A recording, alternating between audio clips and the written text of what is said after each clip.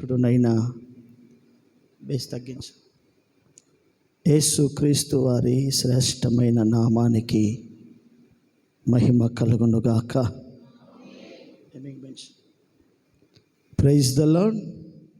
చదం సంతోషంగా హల్లెలూయా. చదం హుషారుగా హల్లెలూయా. హల్లెలూయా. రైట్. కొన్ని ప్రాముఖ్యమైన కొన్ని మాటలను దేవుని సముఖంలో మనం ఒకసారి ధ్యానం చేద్దాం. గడిచిన వారం చాలా విలువైన విషయాలు దేవుడు మనందరితో మాట్లాడాడు. ఒక దేవుని బిడ్డగా మనం ఒక బాధ్యత కలిగిన విశ్వాసులంగా బతకాలని, బాధ్యత ఎక్కడ ఉండదో అక్కడ కుటుంబ వ్యవస్థ పాడైపోయే ప్రమాదాలు ఉంటాయి.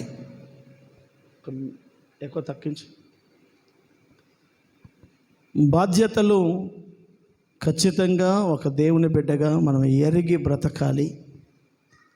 నీ బాధ్యతలను సరిగ్గా నిర్వర్తించకపోవడం ద్వారా నీకు మాత్రమే కాదు కానీ చాలా పెద్ద సమాజానికి ప్రభావం పడుతుంది.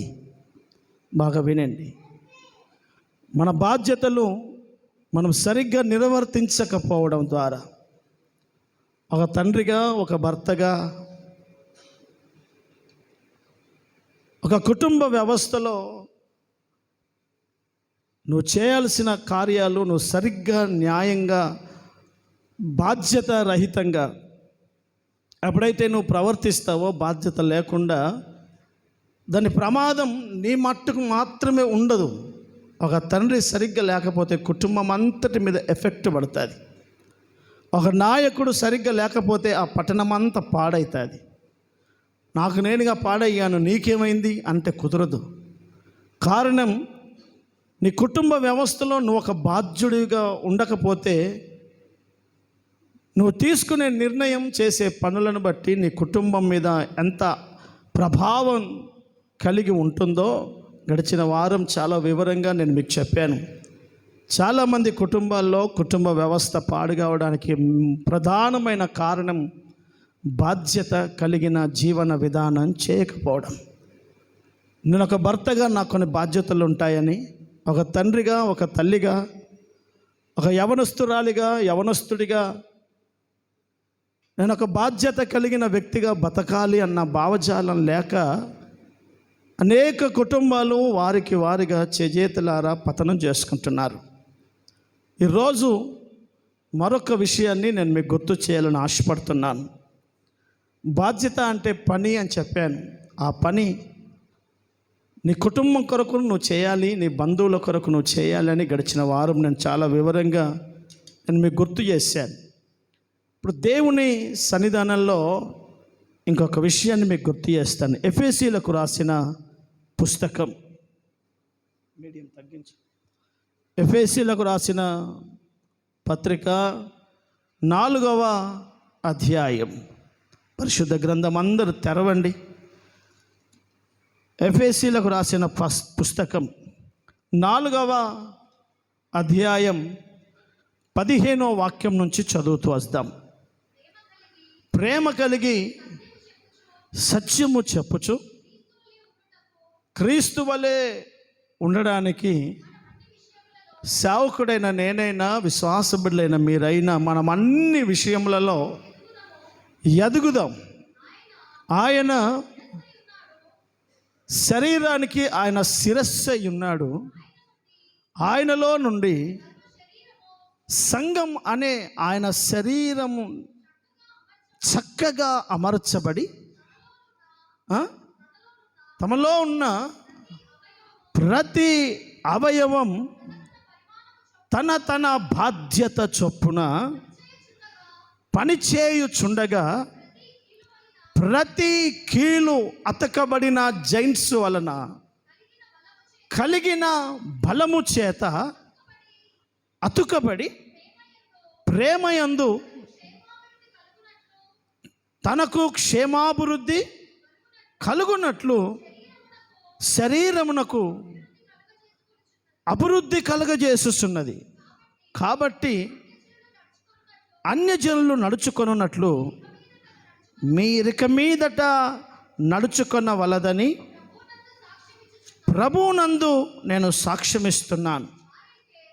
వారైతే హృదయ కాఠిన్యము వలన తమలో ఉన్న అజ్ఞానము చేత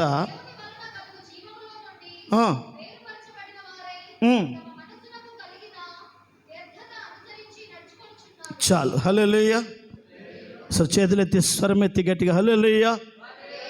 నా వైపు జాగ్రత్తగా మీ తలలు పైకెత్తండి. దేవుని మాటలు శ్రద్ధగా ఆలకించి గ్రహించడానికి ప్రయాసపడండి. మరొకసారి దేవుని సంఘంలో గురించి, గడిచిన దినాలు నీ గురించి, నువ్వేమై ఉన్నావో దాని బాధ్యతలను గురించి బ్రతకాలని గడిచిన వారం నేను మీకు వివరించాను. రెండవదిగా దేవుడు తన సంఘానికి రాస్తూ దైవజనుడైన పౌలు అంటాడు, సంఘమా, మనమందరం క్రీస్తు శరీరం అనే సంఘములో మనం బ్రతుకుతున్నాం. ఈ శరీరం సంఘముగా పోల్చబడింది.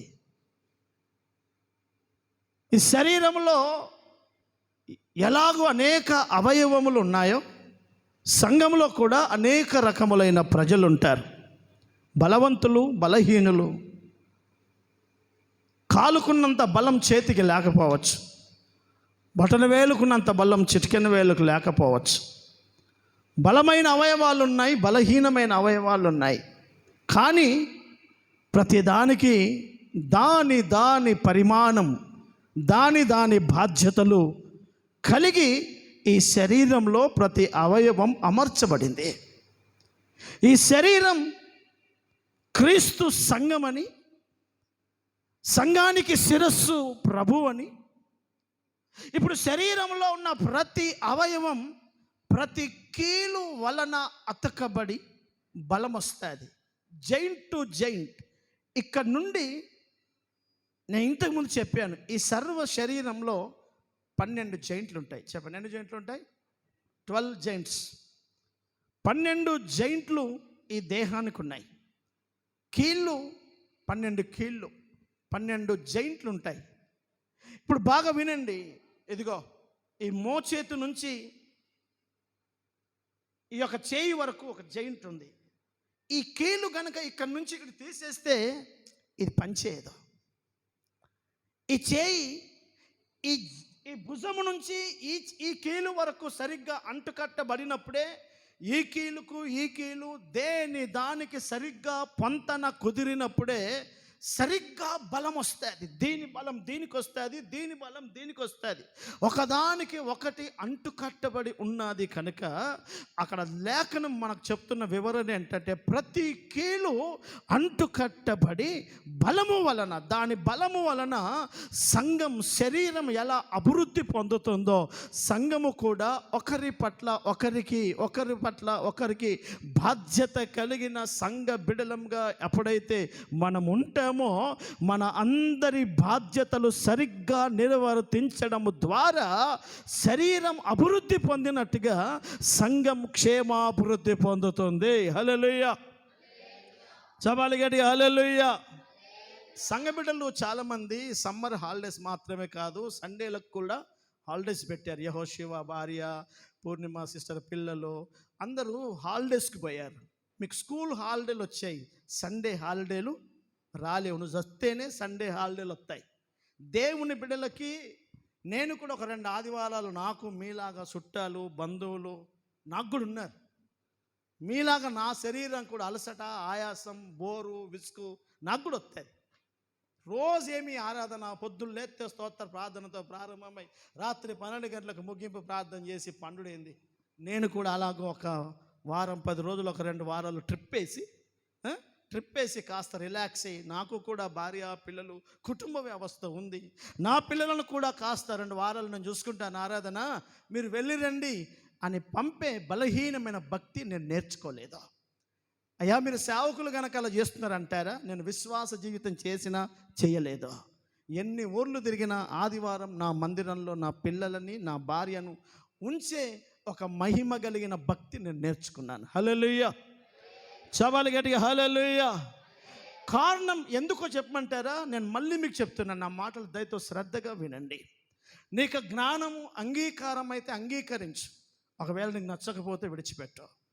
దేవుని వాక్యం మనకు నేర్పిస్తున్న మాట అంటే ప్రతి కీలు అతుక్కబడి ఈ శరీరంలో దేని పరిమాణం చొప్పున అది పని చేయాలి. ప్రతిదానికి బాధ్యతలు ఉంటాయి. నా దేవుని బిడ్డలారా, దేవుని సంఘంలో దేవుని బిడ్డగా మీరు, ఒక సేవకుడిగా నేను, మహిమ కలిగిన ఈ పరిచర్యలో మన బాధ్యతలు మనము కలిగి జీవన విధానము చేయాలి. దేవుడు అదే నేర్పిస్తున్నాడు. సంగమ, గడిచిన వారం నీ కుటుంబ వ్యవస్థలో నీ కుటుంబాన్ని కట్టుకోవడానికి ఒక తండ్రిగా, ఒక తల్లిగా, ఒక భార్యగా, ఒక కుమారుడి కుమార్తెగా నీ బాధ్యతలు నీ కుటుంబంలో నెరవేర్చాలి. నువ్వు లోకానికి తండ్రివి కాదు, కానీ నీవు నీ కుటుంబానికి తండ్రివి. నీ కన్న పిల్లలు ఉన్నారు, ఒక తల్లిగా నీ కన్న బిడ్డలు ఉన్నారు. నువ్వు ఒక మనిషికి భార్యగా ఉన్నావు, ఒక సిస్టర్కి నువ్వు ఒక భర్తగా ఉన్నావు. నీ బాధ్యతలు నీ కుటుంబంలో నువ్వు ఎలాగో సక్రమంగా నెరవేరిస్తే నీ కుటుంబం ఎలాగో ఆశీర్వాదకరంగా ఉంటుందో సంఘం క్షేమాభివృద్ధి పొందాలి. నీ కుటుంబం అన్ని విషయాల్లో అభివృద్ధి పొందితే ఏ విధంగా నీ పిల్లలు, నీ కుటుంబ వ్యవస్థ అన్ని విధాల సౌఖ్యంగా ఉంటుందో, ఒక సంఘం ఏ పట్టణంలో ఏ ప్రాంతంలో అభివృద్ధి పొందుతుందో ఆ సంఘ క్షేమము ద్వారా పట్టణం బాగుపడుతుంది, ప్రజలు బాగుపడతారు, ప్రాంతాలు ఆశీర్వదించబడతాయి. సంఘం మీద పట్టణ బాధ్యతలు ఉంటాయి. హల్లెలూయా. నీ మీద నీ ఇల్లు బాధ్యతలు ఎలా ఉంటాయో, నీ మీద నీ భుజం మీద నీ పిల్లల బాధ్యతలు ఎలా తల్లిగా తండ్రిగా నువ్వు మోస్తున్నావో, ఒక సంఘముగా మన ప్రాంతాల కోసం, మన పట్టణాల కోసం, నశించిపోతున్న కోట్ల ఆత్మల కోసం, చీకటి సామ్రాజ్యముతో అమాయక ప్రజలను శాపగ్రస్తులుగా మారుస్తూ భయానకంగా దైవికమైన రాజ్యానికి విరోధంగా లేస్తున్న అంధకార సామ్రాజ్యము పక్షం లేస్తున్నటువంటి ఆ శత్రు బలమును ఎదిరించడానికి దేవుని పక్షమున నిలబడిన దేవుని సంఘముగా మనము దేవుని పక్షమున నిలబడి మన పట్టణాలను, మన ప్రాంతాలను ప్రభు శిలువ చెంతకు చేర్చడానికి నీ మీద నా మీద బాధ్యత ఉంది అన్న విషయాన్ని మనం మరచి బ్రతకొద్దు. ఒకవేళ ఏ సంఘానికి ఆ బాధ్యత లేదో, ఏ దైవజనుడికి ఆ భారం ఆ బాధ్యత ఉండదో, వారు ఉన్నా ఒకటే, ఆ పట్టణంలో ఆ సేవ ఉన్నా ఒకటే, లేకపోయినా ఒకటే. కారణం, ఒక తాగుబోతు తండ్రి ద్వారా కుటుంబానికి ఎలాగూ క్షేమం ఉండదు, వాడి ద్వారా నష్టం ప్రమాదమే తప్ప ఇంకేం ఉండదు. అర్థమవుతుందండి? ఇదిగో నా చిన్నతనంలో బీడీలు సిగరెట్ తాగేవారు తాగి వచ్చేసి మనవలను ముదుచుకుంటుంటారు. ముదుచుకుని నా మనవరాళ్ళు నా బిడ్డను ఎత్తుకుంటే నేను ముఖం దూరం పెట్టు పోరాడంతా చితలాయించుకుంటున్నాడు, అంత సిగరెట్ వాసన వస్తుంది, తంబాకు వాసన వస్తుంది అని అనేవాళ్ళం. కారణం ఏంటంటే నీవు చేస్తున్న చెడు, నీలో నుంచి వస్తున్న దుర్వాసన ఆ పిల్లవాడికి అనారోగ్యానికి కారణంగా మారుతుంది. నువ్వు దూరంగా ఉండు, లేకపోతే పద్ధతి అయినా మార్చుకో అని అంటాం కదా. నేను అంటున్నాను దేవుని బిడ్డలారా, దేవుని సంఘం ఈ పట్టణంలో, ఒక గ్రామంలో నా దేవుడు ఒక పిలుపు దర్శనమిచ్చి ఒక సేవకుని పంపడానికి, ఆ సేవకుని పిలుపులో సంఘ బిడ్డలుగా మిమ్మలను జతగలపడానికి ముఖ్య ఉద్దేశం మీ ద్వారా నేను, నా ద్వారా మీరు బాగుపడడానికి కాదు, మనందరి ద్వారా ప్రాంతాలు క్షేమాభివృద్ధి పొందాలి. హల్లెలూయా. మన పట్టణం బాగుపడాలి, ప్రజలు బాగుపడాలి. దేవుని వాక్యం అంటుంది, అంధకారములో ఉన్న ప్రజలను విడిపించడానికి, చీకటిలో ఉన్న ప్రజలను వెలుగులోకి తేవడానికి, సాతాను కబంధ హస్తాలలో ఉన్న ప్రజలను దేవుని స్వాస్థ్యంగా మార్చడానికి పౌలా నేను నిన్ను పిలిచాను అని అన్నాడు. అంటే సేవకుని పిలుపు, సంఘ బిడ్డలుగా మన పిలుపు వెనుక అదృశ్యమైన కార్యం, మనకు కొన్ని బాధ్యతలు ఉన్నాయి. ఆ బాధ్యతలు ఏ సంఘం నిర్వర్తించదో, ఏ సంఘానికి ఆ భారం ఉండదో, దేవుని బిడ్డలారా, ఆ సంఘము ద్వారా దేవుని నామానికి మహిమ జరగదు. ఆ సంఘము ద్వారా ఊరిలో పని ఏం జరగదు. వారు మట్టుకు వారింత తిని బతుకుతారేమో, కానీ ఆ సేవ ద్వారా, ఆ పరిచర్య ద్వారా, ఆ సంఘ బిడ్డల ద్వారా పట్టణానికి, ప్రాంతానికి క్షేమం ఏమీ జరగదు. హల్లెలూయా. ఇప్పుడు ఈరోజు ఒక దైవ సేవకుడిగా దేవుని మాటను మీ మధ్యలో ఎత్తి పెడుతున్నాను. దేవుని వాక్యం మనకు నేర్పిస్తుంది, మనమందరం క్రీస్తు యేసు అను సంఘ శరీరములో అతకబడిన ప్రజలం. దాని పరిమాణము చొప్పున ప్రతి అవయవం ఈ దేహములో ఎలాగున పనిచేస్తుందో, ఈ శరీరం అనబడే ఈ సంఘ వ్యవస్థలో నీ బాధ్యతలను నువ్వు సరిగ్గా నిర్వర్తించాలి. ఈ దేహంలో ఒక అవయవం సరిగ్గా పనిచేయకపోతే ఈ దేహమంతటికి మీద ఎలాగ ప్రభావం పడుతుందో. ఒక చేయి లేని వాడిని అడిగి చూడండి, 2 చేయిల పని ఒక చేయి ఎలా చేయగలడు? ఒక అవిటి వాడిని అడిగి చూడండి, శరీరంలో అవిటితనపు యొక్క బాధ ఎలాగుంటుందో. దేవుని వాక్యం మనకు నేర్పిస్తుంది. నన్ను ఊరికే ఇక్కడ జత కలిపి మన ఇద్దరం కలిసి ఏదో భజన చేయడానికి పిలవలేదు. మన మీద కొన్ని బాధ్యతలు ఉన్నాయి. నా బాధ్యతను నేను చేయాలి. ఒక విశ్వాసిగా, ఒక విశ్వాసిరాలిగా నీ బాధ్యత నువ్వు చేయాలి. నీకు తెలియదా నీ బాధ్యతలను ఎరిగి బ్రతకాలని? ఈరోజు మందిరం దగ్గర నువ్వు కావలి కాయాలి, నీకు ఆ బాధ్యత లేదు. బాధ్యత ఎందుకు లేదు? నువ్వు బుద్ధి లేని మనిషి, నీ జ్ఞానం లేదు నీకు.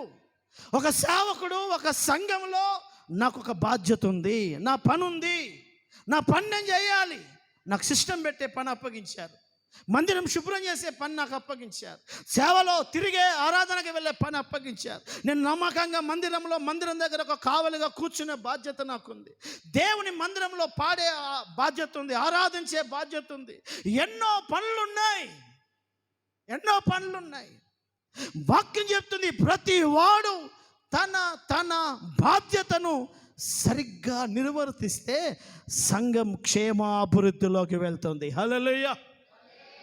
చదవ హుషారుగా హల్లెలూయా, హల్లెలూయా. మీకు మనస్సాక్షి సరిగ్గా పనిచేయడం లేదు.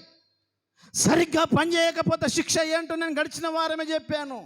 నువ్వు పరిశుద్ధురాలివే, నీ అభిషేకంతో నింపబడిన మనిషివే, నువ్వు ప్రార్థన పరుడివే. అయితే లేఖనం అంటుంది, పనికి మాలిన దానిగా, పనికి మాలిన వాడిగా నీవు నేను ఎప్పుడైతే ఉంటామో, వాక్యం చెప్తుంది, పనికి మాలిన ఈ చెడ్డ దాసుని వెలుపటి చీకట్లో పడేసేయండి. నువ్వు పని చేయకపోవడం ద్వారా పని ఆగిపోయింది. సంఘముగా నీవు, సేవకుడిగా నేను పని చేయకపోవడం ద్వారా ప్రాంతం పాడైంది. నువ్వు ప్రార్థన చేస్తే పని అవుతుండే, నువ్వు కన్నీళ్లు కారుస్తే కుటుంబం మారుతుండే. ఒక సంఘముగా కూడుకొని ప్రభు సముఖంలో పట్టణం, గ్రామం, ప్రాంతం కోసం దేవుని పాదాల దగ్గర గోజాడుతుంటే నా దేవుడు పనిచేసేవాడేమో. బాధ్యతలను ఎవడు గుర్తు చేసే అవసరం లేదు. నా మాటలు వినండి దయచేసి. దైవజనుడైన ఆ యొక్క పేతురు గారిని జైల్లో పెట్టారు. చాలా రోజులైంది. రేపటి దినం తెల్లవారితే అతను ఊరేయాలి. సంఘం రాత్రికాల సమయంలో ఒక అమ్మగారి కుటుంబంలో అందరూ సమకూర్చబడి, ప్రభా మా దైవజనులను కాపాడండి అయ్యా, మా సేవకులు విడిపించబడాలయ్యా, మా సేవకులు ప్రాణంతో ఉండాలయ్యా. వారు ఒక ప్రమాదంలో చిక్కిపోయారు, వారు చెరసాలలో బంధించబడ్డారు. నీ సేవ నిమిత్తం, నీ సువార్త నిమిత్తం వారు బంధించబడ్డారు. వినబడుతున్న సంగతిలో రేపు దైవజనులను చంపాలని ప్లాన్ వేస్తున్నారు. నీ దాసుల పక్షంలో నువ్వు నిలబడవు అని సంఘం రాత్రంతా ప్రార్థించింది. నేను అంటున్నాను, పేతురు గారికి ఎవరైనా అసిస్టెంట్ ఉన్నాడా? వారందరినీ పోగు చేశాడా? వారందరినీ ప్రార్థన చేయడానికి పురికెళ్ళిపోయిన వాడు ఎవడు? నేను అంటున్నాను, నీ మనస్సాక్షి సరిగ్గా పనిచేస్తే, నీ మీదున్న అభిషేకం సరిగ్గా పనిచేస్తే, బోధకుడిగా పిలువబడుతున్న ఆత్మ దేవుడే నీకు బోధిస్తాడు. ఇంకెవరితో ఏం పని నీకు? ఎవడో నీకు చెప్పాలా ప్రార్థన చేయమని? ఎవడో నీకు చెప్పాలా this is right, this is wrong అని? ఇది చేయొద్దు, ఇది చేయకూడదు, ఇలా బాధ్యతగా ఉండాలి, ఇలా బాధ్యత లేకుండా ఉండకూడదని నీకెవడు చెప్పాలండి? వాక్యం అంటుంది, పరిశుద్ధాత్మ దేవుడు ఆయన ఒక మంచి బోధకుడు. నీ మీద నిలంగా దేవుని ఆత్మ నిలబడితే ఆయనే నీకు బోధిస్తాడు. బైబిల్ చెప్తుంది మనం పొందుకున్న ఆత్మ ఇంద్రియ నిగ్రహములు కలిగిన ఆత్మ. ఆయన బోధిస్తాడు నువ్వేం చేస్తున్నావు, నువ్వేం చేయకూడదు, నీ బాధ్యతలేంటో, నువ్వు చేయాల్సిన ధర్మాలేంటో, నీ భుజం మీద భారం ఏముందో, ఏం పెట్టుకోవాలో సంఘానికి దేవుడు తెలియజేస్తాడు. ఈరోజు సంఘ బిడ్డలు వారి వారి బాధ్యతలను మరిచి ఆరాధనకు టైంకి రావడం తెలియదు నీకు. నువ్వు మహాభక్తుడిగా భక్తురాలుగా చలమని అవుతావు. నిన్ను నువ్వు భ్రమ పెట్టుకోకు. ఒకరోజు కాలం వస్తుంది, నేను నీవు సర్వ జగత్తులో ఉన్నవాడు నిలబడతాం. అర్థమవుతుందండి? ఆయన నిన్ను కొలుస్తాడు, నన్ను కొలుస్తాడు. కొలిచినప్పుడు నీ భక్తిలో సారం లేకపోతే, నీ పరిశుద్ధతను బట్టో నీ యథార్థతను బట్టి నిత్యరాజ్యం ఉండదు. బైబిల్ లేఖనం చెప్తుంది, నీ పని సరిగ్గా చేయలేని తనాన్ని బట్టి. ఒకరోజు ఏలియా అంటున్నాడు, నేను చచ్చిపోతాను ప్రభువా, చాలు సేవ నాకు. యెజబెల్ నన్ను చంపాలని చూస్తుంది, ఇక సరిపోయింది నాకు సేవ, నా ప్రాణాన్ని నేను పెట్టదలుచుకోలేదు. దాని చేతిలో పడి నేను చావడం కంటే నన్ను చంపే తీసుకో. అప్పుడు ప్రభు అంటాడు, ఏలియా నీకు శక్తికి మించిన పని నీ ముందుంది, నువ్వేమో చచ్చిపోతా అంటావేంటి? నా మాటలు బాగా వినండి. నీ శక్తికి మించిన పని ఏముంది? ఎవరి ముందు ఉంది? ఎవరి ముందు ఉందండి? ఏలియా ముందు ఉంది. ఏలియా అంటాడు, పని నన్ను తిడిసబెట్టి నన్ను చంపేసేయి, నన్ను తీసుకో. మరి పని ఎవడు చేస్తాడు? అంటే ఇప్పుడు నీ మట్టుకు నువ్వు సేఫ్గా వెళ్ళిపోవాలనుకుంటున్నావు, కానీ చేయాల్సిన పని విస్మరిస్తున్నావు. నీ బాధ్యతలు నువ్వు విడిచిపెడి తిరుగుతున్నావు. దేవుడు అంటాడు, ఏం చచ్చిపోతా అంటావేంది? అందుకని నేను పుట్టించింది నేను, అందుకని మీద అభిషేకం ఉంచింది, అందుకని నీకు ఆత్మ వరములతో నింపింది, అందుకని నీకు ఆది అపోస్తుల పునాదులు నేర్పించింది. నీ మట్టుకు నీవింత తిని ఆదివారం చప్పట్లు కొట్టి భజన చేయడానికి నీకు వాక్యం ఇచ్చింది. నీ మీద ఎన్నో ఆశలు పెట్టుకున్నాను నేను, నీ మీద ఎంతో భారం పెట్టాను నేను.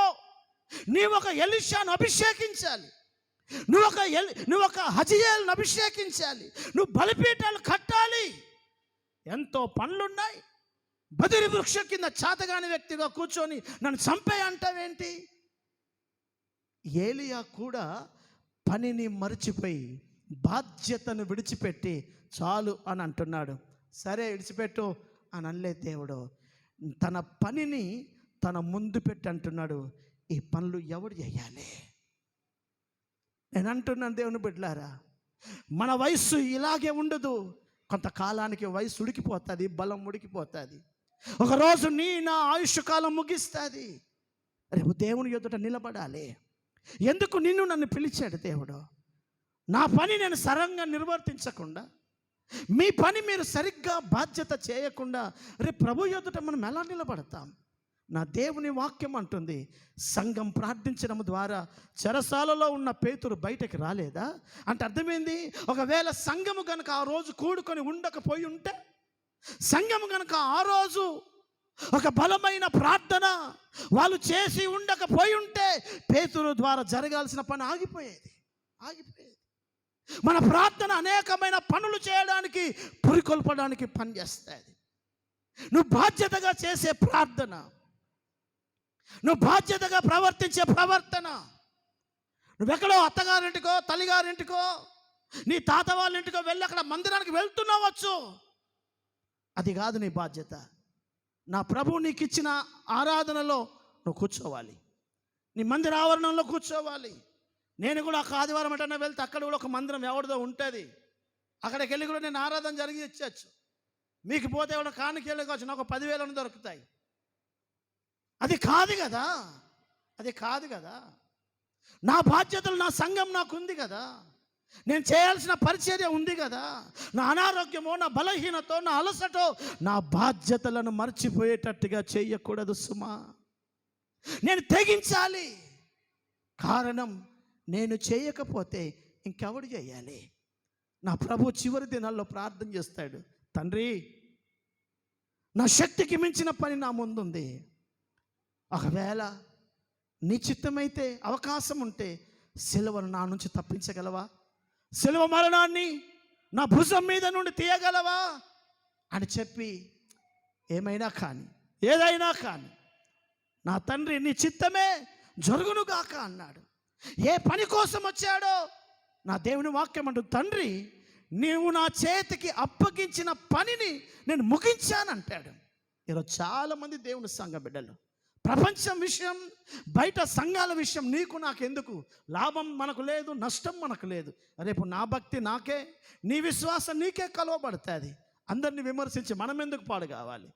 నేను అంటున్నా, నీ విశ్వాస జీవితం, నీ ఆత్మీయతను కలుసుకో. నువ్వెంత బాధ్యతగా దేవుని సన్నిధానంలో గడుపుతావు. మందిరానికి వచ్చే విషయంలో నీకు బాధ్యత లేదు, మందిరంలో పరిచర్య విషయంలో బాధ్యత లేదు. నేను ఒక సంఘ బిడ్డను, నేను ఒక దైవజనుడికి సహకారంగా ఉండాలి, నేను ఒక బ్రదర్ను, ఒక సిస్టర్ను, నేను సంఘంలో నాకు కొన్ని పనులు ఉన్నాయి, చిన్న పనే ఉండొచ్చు, అది నీ బాధ్యత కాదా? నీ బాధ్యత కాదా? శరీరంలో బలమైన అవయవాలు ఉన్నాయి, బలహీనమైన అవయవాలు ఉన్నాయి. దేని పని దానికి ఉందే. ఒకవేళ నువ్వు బయట కావలి కాయడం నీ దృష్టికి చిన్న పనే కావచ్చు, అది కూడా బాధ్యతే, అది కూడా బాధ్యతే.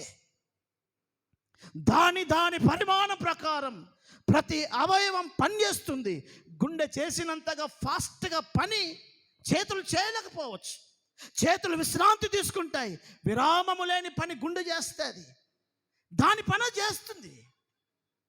ఒక విశ్వాసిగా, ఒక పసిపిల్లవాడిగా, ఒక వృద్ధుడిగా, ఒక ఎదిగిన వయస్సు కలిగిన వ్యక్తిగా, ఒక సాధారణమైన చిన్నపిల్లోడిగా, యవనస్తుడిగా నీ బాధ్యతలు దేవుని సంఘంలో ఉంటాయి అన్న సంగతి మనం మర్చిపోవద్దు. మర్చిపోయావు గనుకనే తిరుగుతున్నావు, మర్చిపోయావు గనుకనే మందిరాన్ని మానేస్తావు. నీకు బాధ్యత లేదు కనుకనే బంధువులు చుట్టాలంటావు. బంధువులు చుట్టాలు, నీకు పరిచయాలు, నీ యొక్క సంబంధాలు వెళ్ళొద్దని కాదు. అక్కడ నీ బాధ్యతలు ఇక్కడ కూడా నీకు బాధ్యత ఉంది, నీకు బాధ్యత ఉంది. సోమవారం నుంచి శనివారం వరకు మీరు ఆఫీస్ చుట్టుపెట్టి ఆదివారం మొండి ఆఫీస్కి పోతారా? సుష్మా పోతావా? శనివారం దాకా తిరిగాను సార్, నేను కొంచెం డ్యూటీలో బిజీ మా ఇంటికాడ, ఇప్పుడు నేను ఫ్రీ అయిపోయాను, ఆదివారం నేను డ్యూటీ జాయిన్ అవుతాను. ఆదివారం వాడు చుట్టు పెట్టినప్పుడు నువ్వెందుకు డ్యూటీ చేస్తావు? నువ్వు వెళ్ళాల్సిన కార్యాలు శనివారం నుంచి సోమవారం వరకే. ఆదివారం నీవు నీ దేవుని మందిరంలో కూర్చోవడం నీవు నేర్చుకో, నీ భార్య పిల్లలకు నేర్పు. ఇది దైవ నియమం. హల్లెలూయా. దేవుని క్రమానికి లోబడలోని విశ్వాసిగా బలహీనంగా బతుకకు. ఇది కాదు ఆత్మీయత, ఇది కాదు దైవ నియమాలతో కూడిన భక్తి. దేవుడు నీకు నాకు కొన్ని బాధ్యతలు పెట్టాడు. మన బాధ్యతలను, మన భారాన్ని, మన పనిని మనం సరిగ్గా నిర్వర్తించకపోవడాన్ని బట్టి ప్రమాదము జరిగే అవకాశాలు ఉంటాయి. ఆ లోటు సంఘంలో కనబడుతుంది. కనుక దేవుని వాక్యం మనకు నేర్పిస్తున్న మాట, సంఘమా, ఎఫెసీ సంఘానికి రాస్తుంటాడు, మనమందరం క్రీస్తు శరీరంలో అవయవాలం. ప్రతి అవయవం శరీరంలో ఎలా బాధ్యతగా పనిచేస్తుందో, నీవు కూడా దేవుని సంఘం అనే ఈ దేహంలో నీకు పని చెయ్యి. నీ పని నీకుంది. ఎలాంటి విశ్వాసులు ఈ కాలంలో ఉన్నారనంటే, ఇంగిత భక్తి జ్ఞానం లేదు ప్రజలు. వాళ్ళు భ్రమపడుతున్నారు మేము పరలోకంలో నిలబడతామని. నువ్వు మందిరంలోనే నిలబడడానికి ఎలిజిబుల్గా బతకడం లేని నీ భక్తిని బట్టి రేపు మహిమ కలిగిన రాజ్యంలో ఏం నిలబడతామండి? దేవుని వాక్యాన్ని బట్టి మనం నేర్చుకోవాలి. మన మూల పితరులు అలాగూ బతకలేదు, దేవుని సేవకులు అలాగూ జీవించడం లేదు. నా దేవుని వాక్యం అంటుంది, సంఘం బాధ్యతగా ప్రార్థించాలి.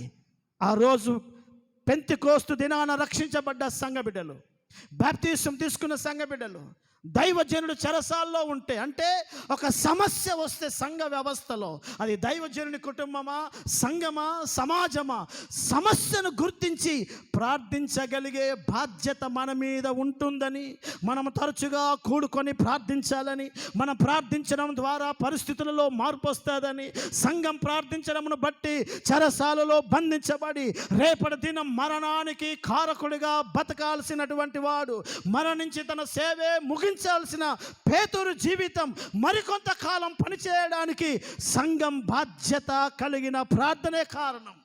ఒక సంఘముగా నీవు నేను ప్రార్థిస్తున్నప్పుడు పరిస్థితులలో ఉన్న సమస్యలు తీరుతాయి, లోకంలో శత్రు సమస్యలు తీరుతాయి, సంఘ వ్యవస్థలో జరుగుతున్న పరిస్థితులు మారుతాయి, సేవలో ఒక ఆశీర్వాదం, ప్రపంచంలో దేశంలో అనానుకూలతలన్నీ మారి దైవికమైన కార్యాలు, సేవ ఆగిపోవాల్సిన కార్యం పేతురిది. కానీ సంఘ ప్రార్థనను బట్టి ఇంకొంతకాలం దేవుని బిడ్డలారా దైవజనుడు పనిచేయడానికి అవకాశం దొరికింది.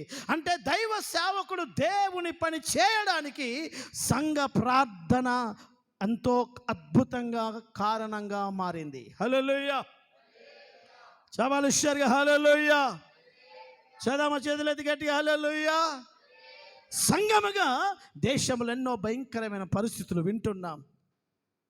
దేశంలో జరుగుతున్న సంఘ వ్యవస్థలో జరుగుతున్న ప్రమాదాన్ని చూస్తున్నాం.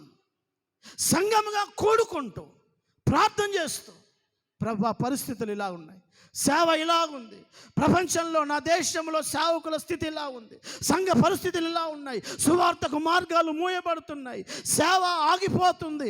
పరిస్థితులను బట్టి ఆశతో దేవుని సముఖంలో ఒక సంఘముగా కూడుకుంటూ ప్రార్థించడం ద్వారా నా దేవుడు ఆగిపోసి పోవలసిన దైవజనుడి పరిచర్య అద్భుతకరంగా కొంతకాలం పనిచేయడానికి అవకాశమైంది. మన ప్రార్థించే బాధ్యత కలిగిన ప్రార్థన సంఘముగా మీరు నేను చేయడాన్ని బట్టి నీ ఇంట్లో నీకు ఏ సమస్య లేకపోవచ్చు. పేతురు కోసం ప్రార్థించిన విశ్వాసులకు ఏమైనా సమస్య ఉందా? అమ్మ ఏమైనా సమస్య ఉందా? వాళ్ళు ఏమైనా రోగాల కోసం ప్రార్థిస్తున్నారు అనుకుంటున్నారా? సంఘమంతా రాత్రంతా కూడుకొని ఏం రోగాల కోసం ప్రార్థన చేస్తున్నారు? ఒకటే ప్రార్థన, మా సేవకుడు రేపు మరణానికి దగ్గరైపోతున్నాడు, రేపు సేవ ఆగిపోతుంది, పరిచర్య నిలిచిపోతుంది, ప్రభువా సేవ జరగాలి, మా దైవజనులను కాపాడు అని వాళ్ళు ప్రార్థించడాన్ని బట్టి సేవ మరొక అద్భుతకరంగా మార్గాలు సరళం చేయబడి దైవజనుడు పని చేయడానికి అవకాశాలు దొరికాయి. అంటే పని కోసం దైవజనుల ద్వారా ఈ దేశమంతా, ఈ పట్టణమంతా, ప్రాంతమంతా పని చేయడానికి సంఘముగా మనం ప్రార్థించే బాధ్యత కలిగిన బిడలంగా ఉండాలి. హల్లెలూయా, చదమ గడిగా హల్లెలూయా, సభలో చేతుల దుష్టారుగా హల్లెలూయా, సభలు గట్టిగా హల్లెలూయా. హాలిడేస్ అయిపోతున్నాయి కదా, ఇంకో 10 రోజులు అయితే హాలిడేస్ అయిపోతాయి. రేపు మళ్ళీ 10 రోజుల తర్వాత జబ్బకు బ్యాగ్ వేసుకోవాలి. మళ్ళీ జూన్ వరకు ఉదయం 6 గంటలకు లేచి తయారై బ్యాగ్ వేసుకొని స్కూల్కి వెళ్ళి కాలేజీకి వెళ్ళి మళ్ళీ సాయంత్రం 5 గంటలకు వచ్చి ట్యూషన్కి పోయి 9 గంటలకు వచ్చి తిని పడుకుంటాం. ప్రతిరోజు ఇదే ప్రోగ్రాం. హాలిడేస్ వచ్చాయి కదా, ఒక 5 రోజులు ఉపవాసం ఉన్నావు ఎప్పుడైనా ఈ హాలిడేస్లలో? ఒక రోజుకు ఒక 4 గంటలు ప్రార్థన చేసావా? తాతిల్లు, అవ్విళ్ళు, ఆ ఇల్లు ఏం చెప్తావు? పోయి హాస్టల్లో ఎట్లాగూ ఈ అనుభవం దొరకడం లేదు. నువ్వు ప్రార్థన చేద్దామన్నా నీ బెడ్ మీద మరొక బెడ్ ఉంది, అక్కడ కంఫర్ట్ లేదు, ప్రార్థన చేసుకోవడానికి నీకు అవకాశాలు లేవు. ఒక 2 నెలలు పరిస్థితులను బట్టి నీకు చుట్టి దొరికింది, నీ ఉద్యోగానికి దొరికింది, నీ చదువుకు దొరికింది. ఏం చేస్తున్నావు?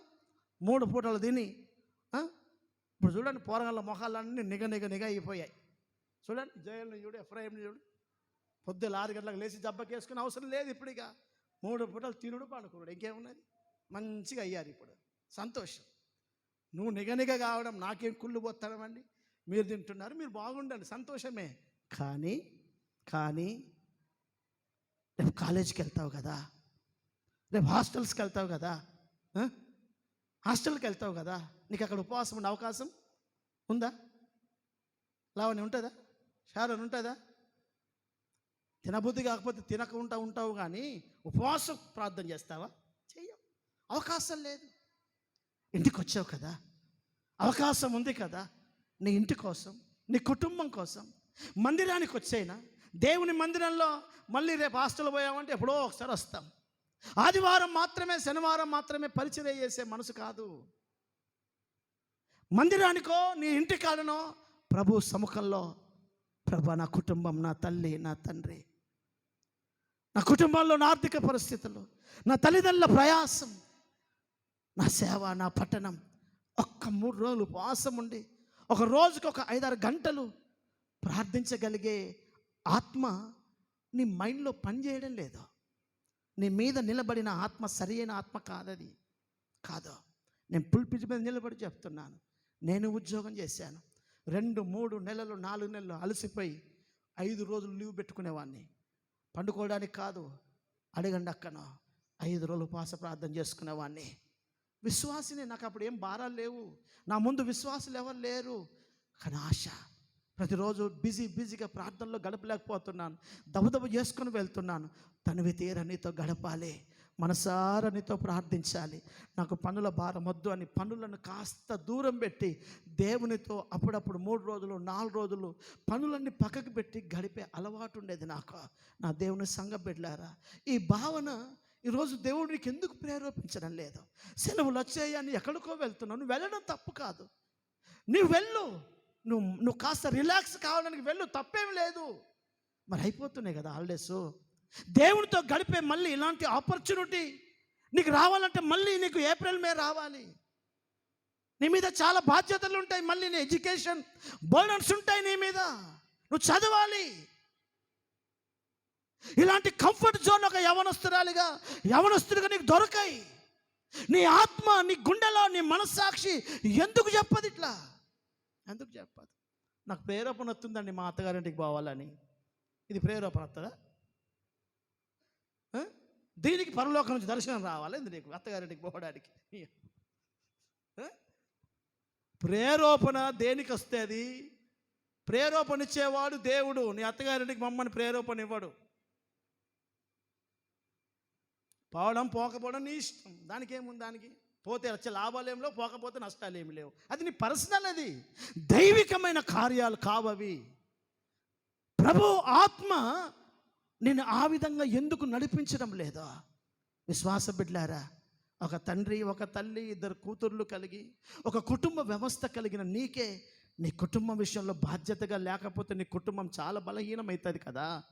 ఒక సంఘముగా మన మీద మన పట్టణాలు ఆధారపడ్డాయండి, మన మీద మన ప్రాంతాలు ఆధారపడ్డాయి, మన మీద మన జిల్లాలు ఆధారపడ్డాయి, మన గ్రామాలు ఆధారపడ్డాయి. వారికి ప్రార్థన చేసుకోవడం రాదు, వారికి సత్యం తెలియదు, వారికి బతుకు తెలియదు, వారికి దేవుడు తెలియదు. వారి గురించి మొరపెట్టాల్సిన సంఘం కాదా? వారి గురించి విజ్ఞాపన చేయాల్సింది ప్రజలకు మనము కాదా?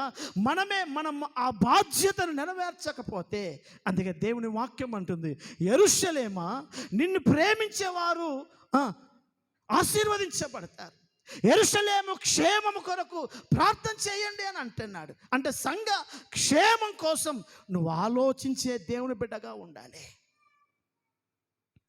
ఈ సంఘం అనే శరీరంలో నువ్వు ఒక భాగం, నీ బాధ్యత నువ్వు చేయాలి.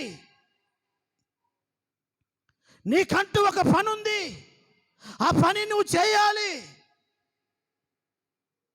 నువ్వు పని ఏదో ఎవడి విన్నో పడేసి నాకేం పట్టింపు లేదు అని కనుక నువ్వు అనుకుంటే, నేను నీకు క్లియర్గా చెప్తున్నాను, నీవు శరీరంలో ఇంకా అంటుకట్టబడిన మనిషివి కావు. ఈ చెయ్యి నాది కాదు అని అంటే ఎంత బలహీనమైన మాట. ఈ చెయ్యి నాది కాదు అని నేను చెప్పగలనా? నాతో అంటుకట్టబడినంత కాలం ఇది నాదే.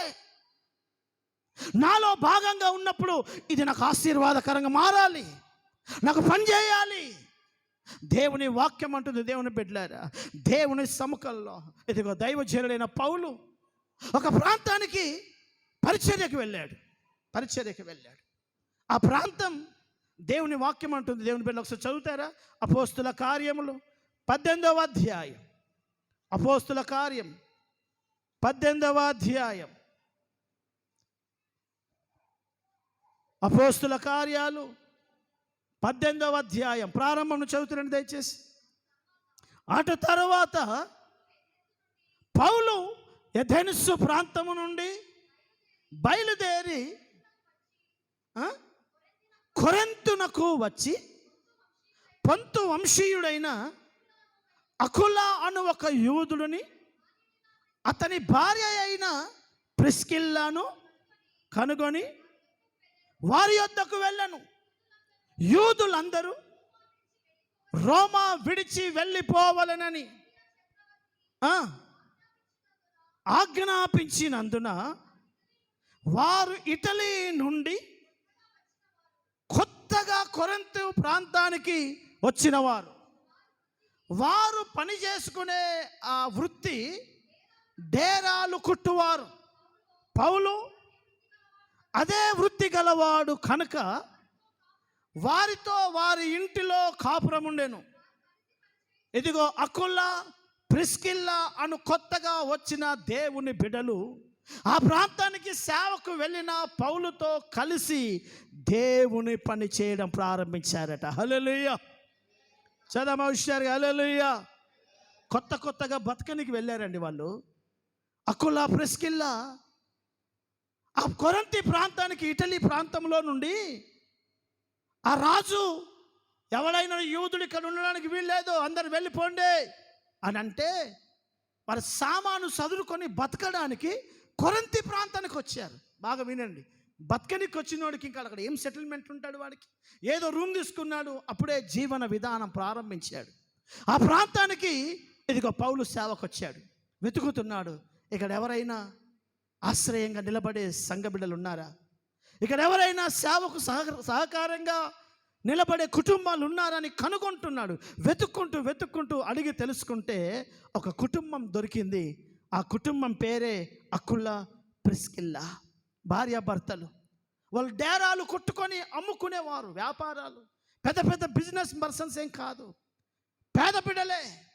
వారి ఇంటికి వెళ్ళాడు, వారితో కలిసి ఆ ఇంట్లో ఉంటున్నాడు. లేఖనం అంటుంది వారు కలిసి దేవుని పని చేయడం ప్రారంభించారట. హల్లెలూయా. మేమే ఈ ఊరి కొత్తగా వచ్చామయ్యా, మేమే ట్రాన్స్ఫర్ అయ్యి వచ్చామయ్యా, మాకే ఇంకెక్కడ ఊర్లో ఏమీ తెలియదయ్యా, నువ్వు మా మీద వచ్చి కూర్చొని మా ఇంట్లో కూర్చుని మేము మిమ్మల్ని ఎలా పోషించేది అని వెలివేసిన కుటుంబం కాదండి. వాళ్ళు దైవజనుడి సేవలో వారు ఇన్వాల్వ్మెంట్ అయ్యి పనిలో కలిసి పనిచేస్తున్నారు. సేవ మనకు నేర్పిస్తున్న కార్యం, ఒక బాధ్యత కలిగిన విశ్వాసిగా నీవు దేవునిలో పని చేయాలి. హల్లెలూయా. గడిచిన వారం మీకు చెప్పాను, బాధ్యత అంటేనే పని అని. ఆ పని నీ కుటుంబం కోసం, నీ బంధువుల కోసం, నువ్వు బాధ్యత కలిగి నీ కుటుంబం కోసం నువ్వు పని చేయాలని చెప్పాను. ఈ దినం దేవుని వాక్యం చెప్తుంది, సంఘంలో నీకు నీ కుటుంబం మాత్రమే కాదు, దేవుడు నన్ను నమ్మి మనల్ని ఒక సంఘ వ్యవస్థగా సమకూర్పు చేశాడు కనుక నా మీద నీ మీద ఎన్నో బాధ్యతలు ఉన్నాయి. ఈ పట్టణాన్ని ప్రభు చేతికి అప్పగించాల్సిన పని మనది కాదా? మన ప్రాంతాలను బాగు చేసుకోవాల్సిన పని మనది కాదా?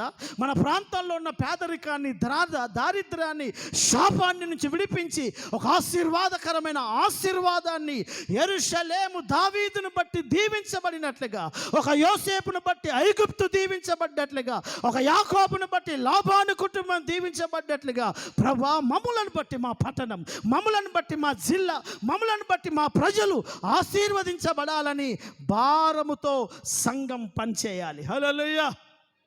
చపాలి గట్టిగా హల్లెలూయా.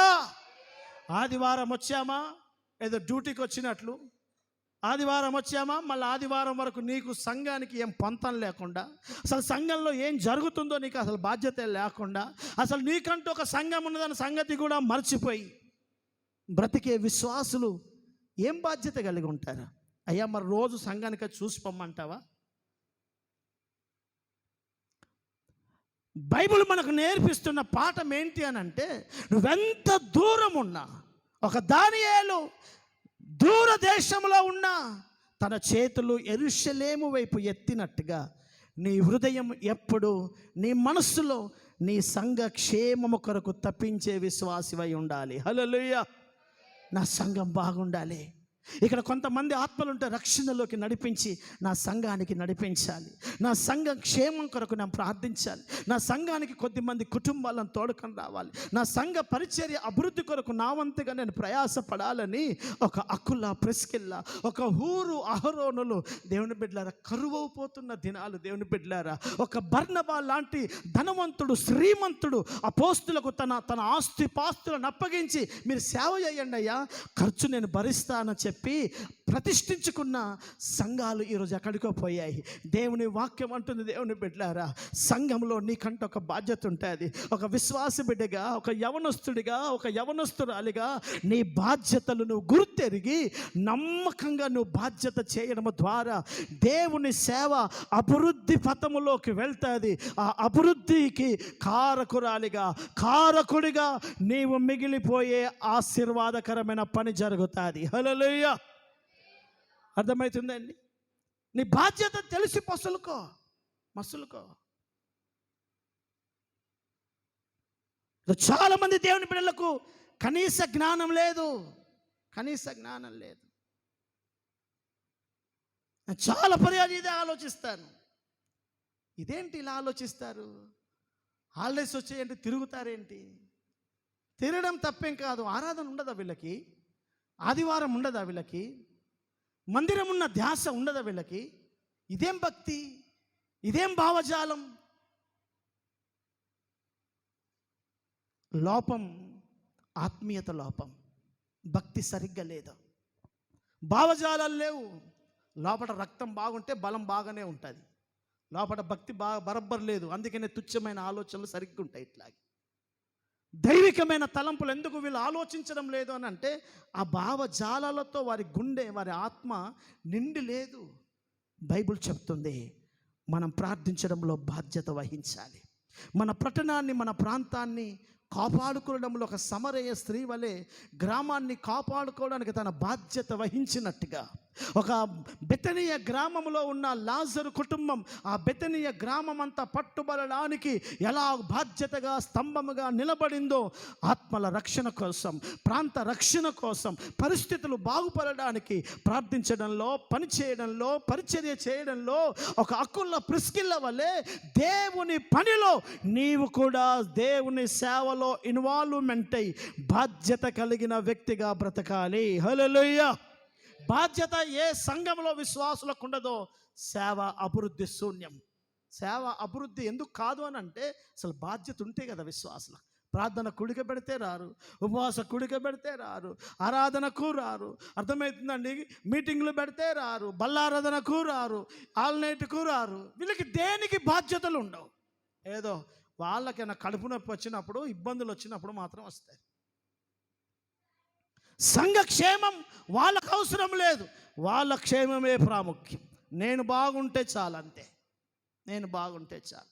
సంఘంలో మెంబర్షిప్ చచ్చిపోయిన తర్వాత బొందల జాగా కొరక ఎందుకు వచ్చావు సంఘంలో నువ్వెందుకు ఒక మెంబర్గా అయ్యావని అంటే, రేపు చనిపోతే నాకు సమాధి చేయాలి, నా కన్నబిడ్డలకు పెళ్లి చేయాలి. ఈ బలహీనమైన లోక సంబంధమైన ఆలోచనలతో సంఘంలో మనం జతగలపబడలేం.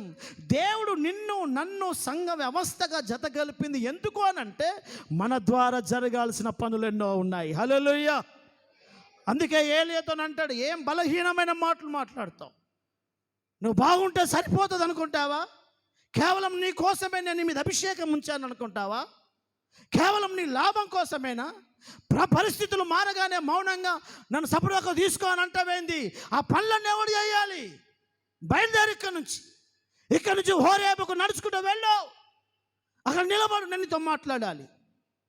చూడండి, అద్భుతంగా సేవ చేసినోడికి దేవుడు కౌన్సిలింగ్ ఇస్తున్నాడు. నువ్వు వెళ్ళి కూర్చో, హాల్లో కూర్చోపో, నేను వస్తున్నా అని అన్నాడు. వెళ్ళి ప్రేయర్ రూమ్లో కూర్చోపో, నీకు కొంచెం బాగా జ్ఞానం నేర్పాలి, బుద్ధి చెప్పాలి, 2 దెబ్బలు పడాలి నీకు, వెళ్ళు. హోరేబు కొండ దగ్గర కూర్చోపో, నేను వస్తున్నా అని అన్నాడు. ఈయన హోరేబు కొండకు 40 రోజులు ప్రయాణం చేసి కూర్చున్నాడు. అప్పుడు అంటున్నాడు, ఏం చేస్తున్నావు? అయ్యా ఏం చేస్తున్నానేంటి? చంపుతానంటుంది యెజబెలు. అయితే ఏం చేయమంటావు? నన్ను చంపేసే నువ్వే, దాని చేతిలో నేనెందుకు చావాలి? అప్పుడు ప్రభు అంటాడు, ఏం మాట్లాడుతున్నావు? నేను నీ మీద అభిషేకం పెట్టి, నీ నోటి మాటకు సామర్థ్యాన్ని ఇచ్చి, నిన్నెవరినో ఒక దాని చేతికి అప్పగించడానికి నేను పిలిచాను అనుకుంటున్నావా? కాదు, నీ ద్వారా అభిషేకించబడిన ఎలీషాలు లేవాలి, నీ ద్వారా అభిషేకించబడిన ఎలీషా రావాలి. నీ చేతులు ఎలీషా మీద పెట్టు.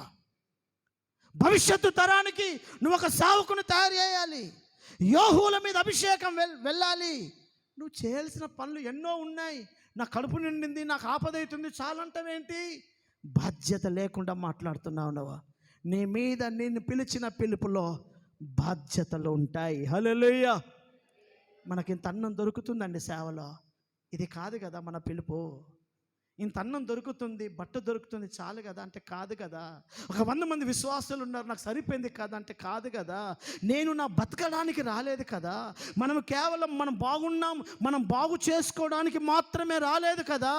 మనము మన పట్టణాలను బాగు చేసుకోవడానికి, ప్రాంతాలను బాగు చేసుకోవడానికి, పరిస్థితులను దేవుని సముఖానికి నడిపించడానికి, మనము లోకానికి ఉప్పుగా, లోకానికి వెలుగుగా మనము తయారు కావడానికి కదా వచ్చాం. మనము మన పిలుపును మరిచిపోయి, మన బాధ్యతలను మర్చిపోయి ఈరోజు చాలామంది దేవుని బిడ్డలు కనీస బాధ్యత. ఆరాధన తెలుసా నీకు? టైంకు నేను చాలా పార్లలు చూస్తున్నాను. నేను ఆశీర్వాద్ పోయి వస్తున్నాను ఆరాధనకి. నా సెల్ ఫోన్లో కూడా సీసీ ఉంటుంది, నేను చూస్తాను. నేను సీసీ చూస్తాను ఎవరు ఎప్పుడు వస్తున్నారని. నేను ఆశీర్వాద్ ఆరాధన పోయి వచ్చే టైంకి వస్తున్నారండి. ఇంగిత జ్ఞానం నీకుందా? ఏమన్నా నీకు ఒక బాధ్యత ఉందా? నీకు ఒక మందిరం ఉందని, మందిరానికి ఒక టైం ఉందని తెలుసా నీకు? నేను వెళ్ళాలి అన్న బాధ్యత నీకు తెలియదా? ఆలోచించు. బాధ్యత లేని తండ్రి ఉంటే ఇల్లు పతనం అవుతుంది. బాధ్యత లేని విశ్వాసులు, బాధ్యత లేని సేవకుడు ఉంటే ఆ ఊరు పాడైపోతుంది. ఆ ఊరిని ఎవ్వడు బాగు చేయలేడు. అనేక మందిరాలు బూజు పడుతున్నాయి. ఆదివారం తాళం వేస్తే మళ్ళీ తాళం తెరిచేవాడు లేడు, శుభ్రం చేసేవాడు లేడు. మందిరం క్యాంపస్ అంతా గుట్కా ప్యాకెట్లతో, అంబారు ప్యాకెట్లతో, పగిలిన బీర్ సీసాలతో, తాగి పడేసిన సిగరెట్ మొండ్లతో నిండిపోయి ఉంటున్నాయి. ఎవ్వడికి బాధ్యత లేదా? 24 గంటలు రోజుకు 3 సార్లు టైల్స్ పోచబెట్టుకుంటున్నాడు. లెజాయిలేసి పెనాయిలేసి శుభ్రంగా దులుసుకుంటున్నాడు ఇంటిని. తప్పేం లేదు. మరి మందిరం ఏంది? మందిరం కాపాడాల్సింది నువ్వు కాదా? మందిరాన్ని శుభ్రంగా ఉంచాల్సిన బాధ్యత నీది కాదా? మందిరం నీది కాదా? మందిరం మీద నీకేం బాధ్యతలు లేవా? లేవు చాలామందికి. అందుకే తోచినట్టుగా, నచ్చినట్టుగా ఉంటున్నారు. దేవుని వాక్యం మనకు నేర్పిస్తుంది, ప్రతి అవయవం బాధ్యత కలిగి పనిచేయాలి. ప్రతి అవయవం బాధ్యత కలిగి పనిచేయాలి. హల్లెలూయా. చేద్దామా హుషారుగా? హల్లెలూయా. మీకు ఒక చిన్న మాట చెప్పి ముగిస్తాను. ఇశ్రాయేలు ప్రయాణ యాత్రలో దరిదాపు పొలిమెరలకు దగ్గర పడుతున్న దినాల్లో మోయాబు అనే దేశాన్ని దాటాలి. బాగా వినండి, మోయాబు అనే దేశాన్ని దాటాలి. దేశ పొలిమెరలకు వచ్చారు ఇశ్రాయేలు ప్రజలు. ఆ రాజు అంటాడు, నా దేశంలో మీరు నడవద్దు, నా పొలిమెరలలో మీరు అడుగులు పెట్టద్దు. బాలాకు రాజు పర్మిషన్ ఇవ్వడం లేదు. కానీ భయమవుతుంది, ఇశ్రాయేలుతో యుద్ధం చేసి అది గెలవలేదని. అనేకమైన కుయుక్తులు, పన్నాగాలు చేశారు. కొంత సమయం ఆ పొలిమెరలలో ఇశ్రాయేల్ ప్రజలందరూ గుడిసెలు వేసుకున్నారు, టెంట్లు వేసుకున్నారు. సడన్గా జరిగిన విషయం ఏంటంటే, ఆ ఊర్లో ఉన్న స్త్రీలతో షాపుకు వెళ్ళినప్పుడు, పనులకు వెళ్తున్నప్పుడు, అవసరతల కోసం వెళ్తున్నప్పుడు పరిచయాలు ఏర్పాటు చేసుకొని మోయాబు స్త్రీలతో ఇశ్రాయేలు ప్రజలు వ్యభిచారం చేయడం ప్రారంభించారు. హల్లెలూయా. అది ఒకడు, ఇద్దరు, అలా క్రమక్రమంగా వ్యవస్థ పాడవుతుంది. దేవుడు, అదృశ్య దేవుడు అది ఎరిగి ఇశ్రాయేలు ప్రజల మీద కోపంతో భయంకరమైన ఉగ్రత దిగి వచ్చేసి, భయానకమైన సర్పాలు వచ్చేసాయి. భయంకరమైన కీడు, భయంకరమైన నష్టం అక్కడ జరుగుతుంది.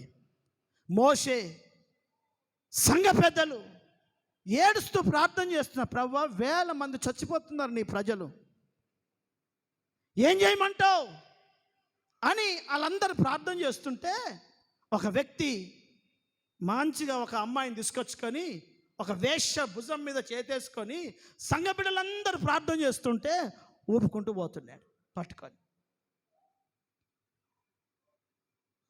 చూడండి, సంఘమంతా పరిస్థితులను బట్టి ప్రార్థన చేస్తుంటే వాడు వేశ్యను పట్టుకొని తన గుడారంలోకి వేశ్యను తీసుకొని వెళ్తున్నాడు. అందరు అలాగే చూస్తున్నారు. ఇదేంటి, వీడు ఇలా ప్రవర్తిస్తున్నాడేంటి? మనమందరం ఈ కీడు, ఈ నష్టాన్ని గురించి మనం కన్నీళ్లు కార్చి ప్రార్థన చేస్తే వీడికి హోష్ లేదేంటి, తన మత్తులో తను ఉన్నాడేంది అని అనుకుంటూ సేవకులు, సంఘ బిడ్డలు చాలామంది అలా ఆలోచిస్తూ ఉంటుంటే అందులో ఫినేహస్ అనబడుతున్న వాడు లేచాడు. లేచి ఇంటికి వెళ్ళి ఇదిగో ఒక ఈటెను తీసుకున్నాడు. బాగా వినండి. ఒక ఈటెను తీసుకున్నాడు. సేవకులకు చెప్పలేదు, భార్య పిల్లలకు చెప్పలేదు.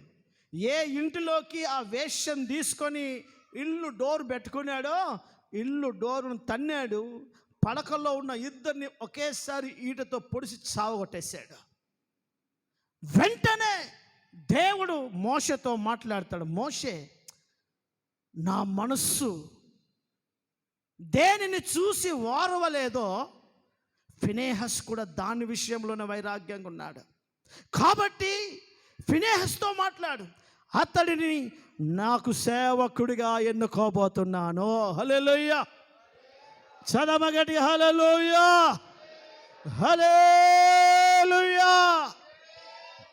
చదమస చేతులెత్తి గట్టి హల్లెలూయా. నేను దేని విషయంలో రోషంతో ఉన్నానో ఆ రోషం, ఆ వైరాగ్యం ఈ ఫినెహాసులో ఉంది. దేని విషయంలో రోషం? జరుగుతున్న పాపాన్ని, జరుగుతున్న కీడును, జరుగుతున్న సాతాను సంబంధమైన పని, జరుగుతున్న సంఘానికి జరుగుతున్న కీడు, అవన్నీ చూసి నాకెందుకుది, నాకేం పోయింది అని మౌనంగా ఉండి, బలహీనంగా బాధ్యత లేకుండా ఉండే విశ్వాసి కాదు ఆయన.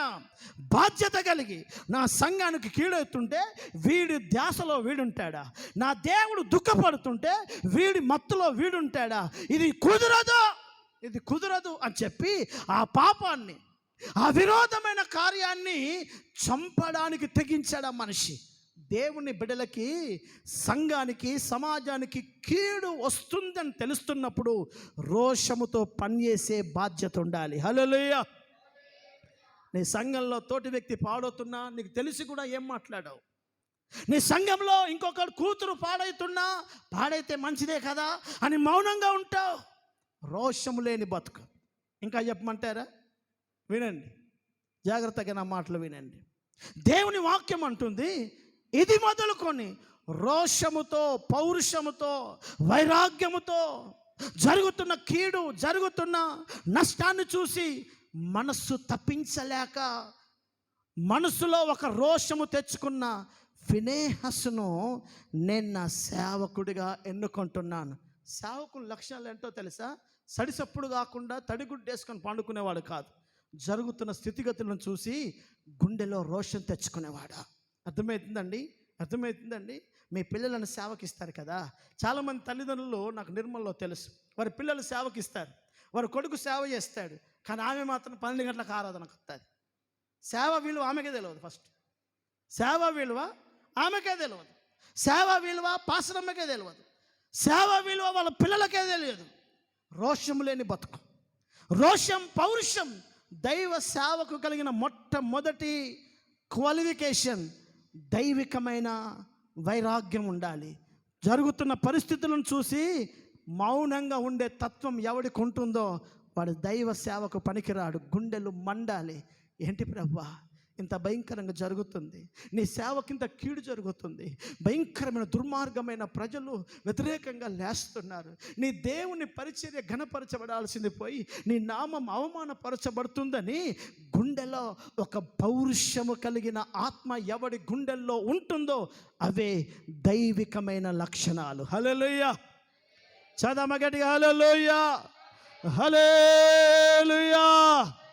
సేవ అంటే ఒక పాట పాడో, సేవ అంటే ఒక ఆరాధన చేసో, సేవ అంటే తెల్లబట్టలు వేసుకోనో కాదు. సేవ అంటే జరుగుతున్న స్థితిని బట్టి రోషము తెచ్చుకొని కీడు నుంచి ప్రజలను విమోచించడానికి అడుగు వేయడమే దేవుని బిడ్డల లక్షణం. అందుకని అంటుంది, సంఘం వెంటనే ఆ కీడు తొలగిపోయింది. వెంటనే ఇశ్రాయేలు ప్రజలందరూ సమాధానంతో నింపబడ్డారు. ఒక్కడి నిర్ణయం సంఘానికి క్షేమంగా మారింది. అంటే అర్థమైంది, సంఘ క్షేమము కొరకు జరుగుతున్న పరిస్థితులలో రోషముగా ప్రవర్తించడం దేవుని బిడ్డగా నీ బాధ్యత. హల్లెలూయా, హల్లెలూయా, చవాలి గట్టిగా హల్లెలూయా. పౌరుషము లేని మనసు, దైవికమైన వైరాగ్యము లేని మనస్తత్వం దేవుని బిడ్డల లక్షణాలు కావా? సంగమా, నీ బాధ్యత, నీ బాధ్యత. ఫినేహస్కు తన బాధ్యతను ఎవడు చెప్పాడు? తన గుండెలో నింపబడిన ఆత్మ చెప్పింది. లే, కళ్ళ ముందు వాడు తూలుతూ దుర్మార్గంగా ప్రవర్తిస్తుంటే సేవంత పాడైతుంది వాని చేయబట్టి. లేచి ఆ పాపాన్ని, ఆ సమస్యను తొలగించు. తన ఆత్మ ప్రేరేపించింది. దైవజనులు చెప్పలే, ఎవడో చెప్పలేదు. చుట్టూ జరుగుతున్న పరిస్థితులను చుట్టూ చూడు, పరిస్థితులను చూడు. నీ మనస్సు నిన్నేం ప్రేరేపిస్తుంది? మౌనంగా హాలిడేస్ వచ్చాయి కదా, హ్యాపీగా పొద్దంతా హ్యాపీగా బ్రతకాలన్న మనసు కోరుకుంటుందా? అది కాదు దైవికమైన మనసు, అది కాదు భారం, అది కాదు నీ వ్యక్తిత్వ లక్షణం. అర్థమవుతుందండి? నీ గుండెలు దేవుని ఆత్మతో నింపబడి జరుగుతున్న స్థితిగతుల కొరకు పోరాడగలిగే, ప్రభువా ఈ పరిస్థితుల నుంచి నా సంఘాన్ని తప్పించి, నా పట్టణాన్ని తప్పించమని అడగాలి. ఒక ఆకాను తన క్షేమం కోసం, తన ఇల్లు బాగుంటే చాలు అనుకున్నాడు. తన కోసం 29 ప్రజలు చచ్చిపోయారండి. సంఘానికి కీడు జరిగింది. సంఘానికి కీడు చేసే వ్యక్తివా? సంఘానికి క్షేమం చేసే వ్యక్తివా? నా వైపు చూడండి.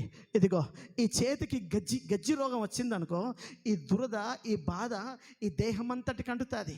అర్థమవుతుందా? ఈ చిన్న వ్యాధి అలా గోకేమా, ఈ చీము నెత్తురు ఎక్కడ అంటుతుందో అక్కడ మళ్ళీ దురద స్టార్ట్ అవుతుంది. ఈ రోగం ఈ సర్వ దేహానికి నిద్ర బట్టనివ్వదు. అందుకే చెప్తున్నాను, ఒక్క ఆకాను పనికి మాలిన వాడిగా తయారైతే ఇశ్రాయేలు సమాజం అంతటికి కీడు వచ్చేసింది. ఒక్కడి కీడు సంఘమంతటి కీడు వచ్చేసింది. సంఘానికి కీడు చేయడానికి నేను సంఘానికి పిలిచింది, సంఘానికి నష్టం చేయడానికి నువ్వు సంఘంలో జత కలిపింది. నా దేవుని వాక్యం అంటుంది, బైబుల్ అంటుంది, నీ చేయి నిన్ను అభ్యంతరపరిస్తే దాన్ని తీసేయి అని వాక్యం చెప్తుంది. చేయి, కాళ్ళు, సకల అవయవాలు ఈ శరీరానికి, సౌందర్యానికి, ఆశీర్వాదానికి కారణంగా మారితే కదా అద్భుతంగా ఉంటుంది. ఈ చేయికి పాయిజన్ వస్తే ఏం పర్వాలేదు అని అనుకున్నాం అనుకో, ఈ విషము కాస్త సర్వదేహానికి అంటి శరీరం అంతా నాశనం అవుతుంది. అందుకే వాక్యం అంటుంది, దేవుని బిడ్డలారా, సంఘం ఒక శరీరంలో ఒక నువ్వు అవయవము గనుక నేను ఈ దేహానికి క్షేమానికి కారణంగా మారాలి తప్ప నష్టానికి కారణంగా మారకూడదు. హల్లెలూయా. సంఘం పట్ల నిన్ను పిలిచిన నీ పిలుపు, నీ బాధ్యత. ఒక యవన బిడ్డగా నీ బాధ్యత ఏంటి? ఒక యవనస్తురాలిగా నీ బాధ్యత ఏంటి? ఒక సంఘంలో ఒక బ్రదర్గా, ఒక సహోదరుడిగా నీ బాధ్యత ఏంటి? ఉందా నీకేమైనా బాధ్యత? లేదు కనుక నేను అలా ప్రవర్తిస్తావు. నువ్వు ఆ భావజాలం నిజంగా నీ ఆత్మ, నీ గుండెల్లో నీ ప్రేరేపిస్తే నువ్వు సరిగ్గా పనిచేస్తావు. ఆలోచించు. ఒక్క కుటుంబం భూమి మీద పతనమైతే ఆ కుటుంబమే పతనం అవుతుంది. కానీ ఒక సంఘం పాడైతే సమాజం పాడవుతుంది. సంఘం మీద సమాజ భవిష్యత్ అంతా ఆధారపడి ఉంది. ఈ ఊరంతా ఆధారపడి ఉంది. ఒక తండ్రిగా నీ బాధ్యత నీ కుటుంబం మట్టుకే పనిచేస్తుంది. అదే ఒక విశ్వాసిగా, ఒక సేవకుడిగా మన బాధ్యతతో పనిచేస్తే మన బాధ్యత ఫలం మన పట్టణం, మన జిల్లా, మన దేశం అనుభవిస్తుంది. హల్లెలూయా. బాధ్యతతో బ్రతకడం నేర్చుకో. ప్రార్థించడం నీ బాధ్యత, పని చేయడం నీ బాధ్యత. ఒక కుల ప్రిస్కిల్లాలో సేవకునితో పని చేశారు, సేవ జరిగింది. అహరోను ఊరిలో సేవకుడితో సహకారంగా నిలబడ్డారు, సేవ జరిగింది. ఈరోజు సేవ జరగడానికి, సంఘ క్షేమాభివృద్ధి పోవడానికి నీ చేతుల పనెంత? సంఘ క్షేమం కొరకు ఎంతసేపు నీ చేతులెత్తే అలవాటు నీకుంది? సంఘానికి కీడు జరిగే విషయాలలో నువ్వెంత ఫాస్ట్గా రియాక్ట్ అవుతావు? నాకేంది అంటున్నావా? నాకేమనుకుంటున్నావా? ఎవరైనా విశ్వాసి కీడు చేస్తే, ఎవరైనా విశ్వాసి దేవుని మందిరాన్ని విడిస్తే దేవుని సేవకు కీడు చేస్తే వాళ్ళ పక్షాన మాట్లాడతావు నువ్వు. వాళ్ళ ఇంటికి వెళ్ళి ప్రేమతో పలకరిస్తావు. ఎప్పుడైనా హెచ్చరించావా? ఇది పద్ధతి కాదు కదా. నువ్వు సంఘానికి కీడు చేయడం పద్ధతి కాదు కదా. సంఘంలో నువ్వు ఎంత దీవెనకరంగా ఉండాల్సింది పోయి నీ ద్వారా సేవకు పాడు చేస్తావు, సేవను మచ్చదేస్తున్నావని నువ్వు సేవ విషయంలో, పరిస్థితుల విషయంలో రియాక్ట్ అయ్యే ఫినేహస లాంటి వైరాగ్యం లేకపోతే ఎలా? పరిస్థితులన్నీ పాడవుతుంటే నీ మనసు నీకేం స్పందించడం లేదా? కుటుంబ వ్యవస్థలు కళ్ళ ముందు పాడవుతుంటే నాకెందుకు తీయని అంటున్నావా? నాకెందుకు తీయని పట్టింపు లేనట్టుగా ఎన్నో వేల మంది ఉన్నారు. ఫినేహస్ అలా ఉండలేకపోయాడు. తన అంతరంగం తను నిలబెట్టలేకపోయింది. చాలు ప్రభువా, ఇక నేనేం చేయాలి? మారని ప్రపంచం కోసం నేను ఇంకేం చేయలేనని చేతులు ముడుచుకొని నేను చచ్చిపోతాను అన్న ఏలియాను, సరే ఓకే చచ్చిపో అని అనలే దేవుడు. నీ పని ఎవడు చేస్తాడన్నాడు. నేను పని కోసం నేను పంపాను అన్నాడు. నీ పని చేయకపోతే నువ్వెందుకు అని అన్నాడు. మన మీద నిలబడిన అభిషేకం భాషలు మాట్లాడి దేవుని బిడ్డలారా పాటలు పాడడానికి మాత్రమే కాదు, పనిచేయడానికే. మన మీదున్న కృప, నీకు దేవుడిచ్చిన వరం, నీకు దేవుడిచ్చిన అభిషేకం, నీకు దేవుడిచ్చిన వాక్య జ్ఞానం, నీకు ఇచ్చిన రక్షణ నశించిపోతున్న ఆత్మల కొరకు ఏ శరీరంలో నువ్వు అతుకపడ్డావో అర్థమవుతుందండి. అతుకబడ్డ దేహములో అంటకట్టబడిన ఈ శరీర అవయవముగా నీ ద్వారా సంఘానికి క్షేమం ఉండాలి. హల్లెలూయా. నువ్వు క్షేమానికి కారకుడిగా ఉన్నావో లేవో చూసుకో. నీ బాధ్యతలు ఎంతో చూసుకో. బాధ్యత లేనట్టుగా దయచేసి ప్రవర్తించకు. పట్టింపు లేనట్టుగా ప్రవర్తించకు. తిరగడం మానే. నీ మందిరంలో ఆరాధన సమయం నువ్వు ఉండాలి. నీ బాధ్యత అది. నీకు అప్పగించబడిన మందిరంలో పనుందా? వైద్యులు కొట్టే పనుందా? కంజర కొట్టే పనుందా? అది నువ్వు కొట్టకపోతే ఎవడు కొట్టాలి? మరి నీ పన్ను నువ్వు కొట్టాలి కదా. నేను కొట్టకపోతే నడుస్తుంది అంటున్నావా? మరి తెల్లారచ్చి ఎందుకు కొడుతున్నావు? నువ్వు మళ్ళీ వారం ఎందుకు కొడతావు? నీకు పని విలువ తెలియడం లేదు కదా. కొట్టకు, మరి కొట్టకు, చేయకు. నీకు నచ్చినప్పుడు చేసి నచ్చినప్పుడు విడిచిపెట్టడానికి అది హోటల్ కాదు. అది దేవుని పని బాధ్యతారహితంగా చేయాలి. బాధ్యతారహితంగా చేయాలి. బాధ్యతతో చేయాలి. బాధ్యత లేకుండా మనం ప్రవర్తించకూడదు. ఒక తల్లిదండ్రిగా మీ పిల్లలకు అలాంటి బాధ్యతలు నేర్పండి. ఒక భర్తగా నీ భార్యగా బాధ్యతలు నేర్పు. ఒక భార్యగా భర్తగా అనుభవాలు నేర్పు. మనం వెళ్ళాలి మందిరానికి. దైవజనుడు మనకిచ్చిన పనులు మన బాధ్యతగా చేయాలి. ప్రార్థించడం మన బాధ్యత. మందిరానికి ఆరాధనకి వెళ్ళాలి, సమయానికి మనం వెళ్ళాలి. పిల్లలుగా మనం వెళ్ళాలి. మనల్ని నమ్మాడు. అందుకని ఒక చివరి మాట మీకు నేను చదివిపిస్తున్నాను. చదువుతారు. ఫిలిప్పీలకు రాసిన పుస్తకం 2వ అధ్యాయం 12వ వాక్యం. ఫిలిప్పీలకు రాసిన పుస్తకం 2వ అధ్యాయం 12వ వాక్యం.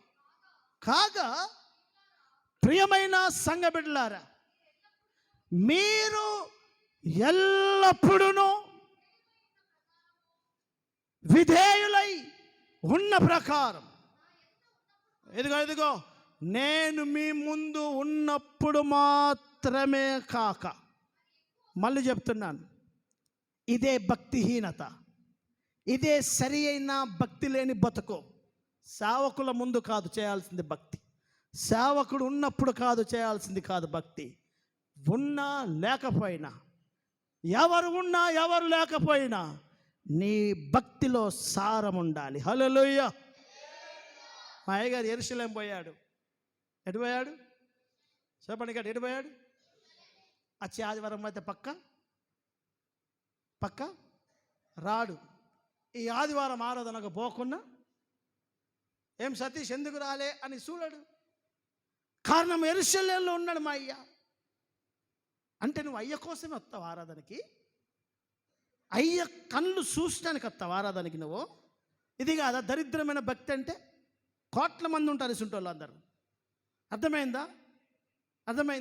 ఒక ఎమ్మెల్యే ఎంబడ కార్యకర్త తిరిగి sir sir sir sir sir sir నమస్తే సార్ నమస్తే, వీడికి ఏమన్నా లోన్ ఇస్తాడని ఒక ట్రాక్టరో ఒక ఎకరమో ఒక డబుల్ బెడ్రూమ్ కోసం వంగి దండాలు పెడుతున్నాడు. కారణం ఏంటంటే ఆడికి పోస్ట్ చేయకపోతే వచ్చే 5 ఏళ్ళ వరకు ఎలక్షన్ వరకు పోస్ట్ చేయకపోతే పార్టీ చేంజ్. ఎందుకు దండం పెట్టాడంటే పొజిషన్ ఇత్తడానికి దండం పెట్టినాం, ఇవ్వకపోతే పార్టీ జెండా మార్చేస్తాం. మనుషుల కోసం. సేవకుడు ఉంటేంది, లేకపోతేంది. సేవకుడు లేకపోతే ఎవడో నిలబడతాడు ఇక్కడ. దైవజనులు లేకపోతే ఒక విశ్వాసం నిలబడతాడు ఇక్కడ. ఎవరినో ఒక్కరిని దేవుడు ఆ దినంలో నిలబెట్టుకుంటాడో. నువ్వు నిలబడిన మనిషి కోసం కాదు, అదృశ్యమైన దేవుని కోసం రా.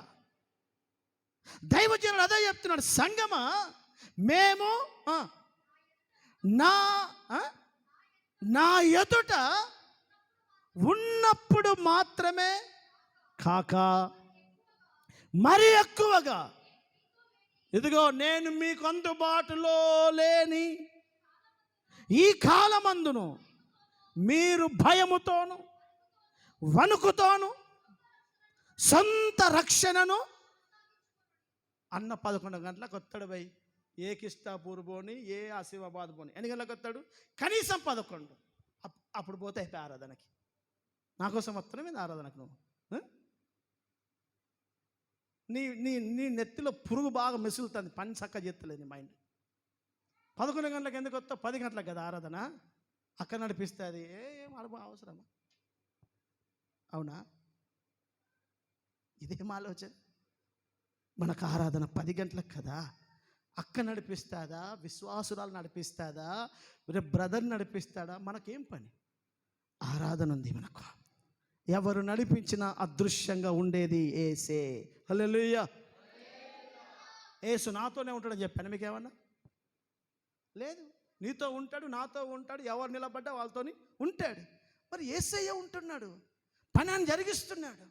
ఎందుకు మనకు ఆ భావజాలం? ఈరోజు అనేక విశ్వాసాల భావన ఇదే. ఎందుకు? అందుకే పౌలు అంటున్నాడు, ఈ సమస్య ఆ రోజు నుంచి ఉంది, 2000 సంవత్సరాల క్రితం నుంచి. నేనున్నప్పుడు మాత్రమే కాదు, నేను లేనప్పుడు కూడా మీరు భక్తిగా మీ ఆత్మీయతను కాపాడుకోండి. హల్లెలూయా, హల్లెలూయా. చదవండి గట్టిగా, హల్లెలూయా, హల్లెలూయా. ఉదయకాలం స్తోత్ర ప్రార్థన మనం ప్రారంభించాం. నేను దన్నుగాన్ని కూడా అడ్మిన్ పెట్టాను. ఎందుకు అని అంటే, నేను కొంచెం అటు ఇటు నిర్మల్ అటు ఇటు తిరుగుతున్నప్పుడు అందుబాటులో ఉండలేను. నేను అవకాశం ఉన్నప్పుడే, నేనున్నప్పుడే పెట్టడం ద్వారా కార్యక్రమం సరిగ్గా జరగడం లేదు. ఒక రెగ్యులర్గా జరగాలి అని చెప్పి నేను వాటితో అన్ని విషయాలు మాట్లాడి చక్కగా 350కి లింక్ పోవాలి. లింక్ పంపించే బాధ్యత అంతా నీదే. నేను జైన్ అవుతాను కాను నీకు అనవసరం. అది నేను ఉంటే పక్క జైన్ అవుతాను. నేను అందుబాటులో లేకపోతే కూడిక జరిగించాలి, అందరూ పాల్గొనాలి. ప్రతిరోజు నాకు స్క్రీన్ షాట్ పంపించాలి, ఎవరు వస్తున్నారు, ఎవరు జాయిన్ అవుతున్నారు నేను చూడాలి. ఎందుకు చెప్తున్నానంటే, దేవుని బిడ్డలారా, బాధ్యత ఒక్కడిదే కాదు కదా, అందరం బాధ్యతలు పంచాలి. హల్లెలూయా. చూడండి, వాడు 10 గంటలకు లేసే బాపతాడు, 8 గంటలకు 9 గంటలకు లేసే బాపతి. ఆడికి నేను కావలసుకొని 3:30కు లేపి పని అప్పగించాను. ఆడికి నువ్వు లేచి లింక్ పంపి స్తోత్ర ప్రార్థన చేయాలి చెప్తున్నాడు వాడు. నేను చూస్తున్నా, రోజు లింక్ వస్తుంది టైంకు. ఎందుకు? నేనే ఉంటే తప్ప స్తోత్ర ప్రార్థన జరగడానికి అవకాశం ఉండొద్దు. ప్రతిరోజు మనం స్తోత్ర ప్రార్థనలో లింక్ కావాలి.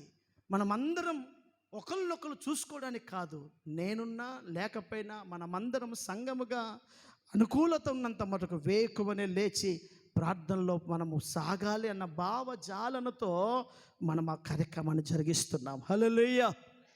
కనుక కాసేపు 10 నిమిషాలు ఉండి పాస్టర్ మొహం కనబడడం లేదని చెప్పేసి రిమూవ్ అయ్యావా, ఆడియో ఆన్ చేసి వీడియో అవుట్ చేసేసావా, నీ అంత భక్తిహీనం ఇంకా అవ్వలేడిగా. అర్థమవుతుందా? అంత పరలోకంలో కూడా చూసుకోవాలి. అన్నున్నా వెనక అన్న నీ వెనకుండా నీ ముందు ఎప్పుడో ఉంటా నేను. హల్లెలూయా. చెబుదా గట్టి హల్లెలూయా. అప్పుడు నేనున్న చోట నువ్వు ఉండాలి అని అంటే నేను చేసినట్టే నువ్వు చేయాలి. కనుక ఆ దైవికమైన అనుభవాలలో మనం ఎదగాలి. ఒక దైవజనుడిగా నేను మీకు చెప్పి నేర్పాలి, నేను అలా బతకాలి, మిమ్మల్ని అలా బతకాలని చూస్తే ఒకే ఒక ఆలోచన, ఫెయిర్గా బతకాలి, ఒక మంచి విశ్వాసం చేయాలి. మనుషుల కొరకు కాదు, ఎవరో నన్ను చూడాలి అని కాదు, ఎవరో ముందు నేను చూపించుకోవాలని కాదు. అదృశ్య దేవుడు నాకున్నాడు, స్తోత్ర ప్రార్థన మనం కలిసి చేస్తున్నాం.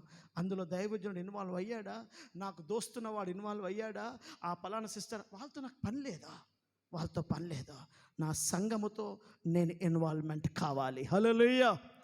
ఒక యవనస్తుడిగా నాకు సిస్టమ్ పెట్టే బాధ్యత ఉంది, సేవలో తిరిగే బాధ్యత ఉంది. నేను దేవుని మందిరంలో నాకు పనులు ఉన్నాయి, నా పని నేను చెయ్యాలి. నీ పనిడిసి పెట్టి నువ్వు ఊరికి పోతావు, నీ పనిడిసి పెట్టి చుట్టం అంటావు, నీ పనిడిసి పెట్టి ఉద్యోగం అంటావు, రేపు తెల్లారొచ్చి నా పని అంటావు. ఎవడు చెప్పాడు ఈ నీతి? నీ పని అంటే నువ్వు ఎప్పుడూ చెయ్యాలి, పని ఎప్పుడో ఒకసారి చేస్తానంటావేంటి? ఇదేం పని? అలా ఎలా పడితే అలా చేయొచ్చా పని? అలా చేయలేం కదా. మనం సవరించుకొని, ఇది నా బాధ్యత, నా ఇంటికి నేను ఒక తండ్రిని ఎలాగో, నా సంఘంలో ఒక నమ్మకమైన విశ్వాసిగా నాకు కూడా కొన్ని బాధ్యతలు ఉన్నాయి అన్న ఒక మంచి మనస్సాక్షితో సంఘ క్షేమాన్ని కొరకు మనం ప్రయాసపడదాముగాక. దేవుడు మనల్ని నడిపించునుగాక. దయచేసి లేచి నిలబడదాం.